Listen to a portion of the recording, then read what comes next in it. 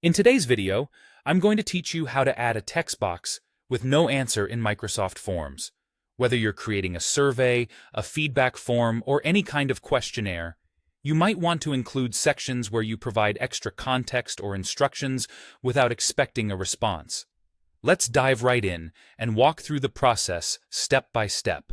First, you'll need to open up your browser and search for Microsoft Forms. Microsoft Forms is a simple, user-friendly tool included in Office 365 that allows anyone to create surveys and forms with ease.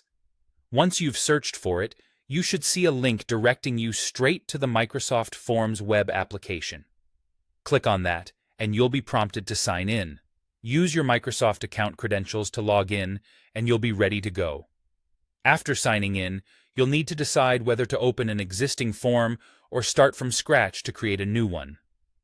If you're new to Microsoft Forms, you might find it helpful to experiment with an existing form first, just to get a feel for how everything works. However, if you're starting a new project, click on New Form to begin. Now that you're in your form, the next step is to add a new question.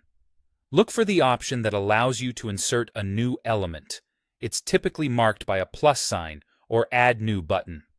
Once you click it, you'll see a range of question types to choose from. For our purpose, select the Text option. This allows you to input text information. Once you've added a text question, focus your attention on the bottom right corner of the question box. You'll notice an ellipsis icon, which looks like 3 dots.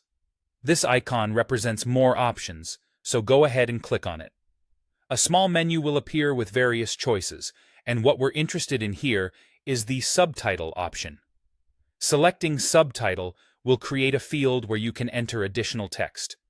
This field is perfect for adding information, instructions, or context that you want respondents to see without requiring an answer. You're free to leave the main question field blank, which is especially useful if your subtitle contains all the information you need to convey. Once you've entered your text in the subtitle field, your text box is all set. You can repeat these steps anywhere in your form where you need to share information without expecting a response. Take a moment to review your form and make sure everything looks just the way you want it. And there you have it. You've successfully added a text box with no answer in Microsoft Forms. Don't forget, this feature can be incredibly useful in making your forms informative and user-friendly. Thanks for watching.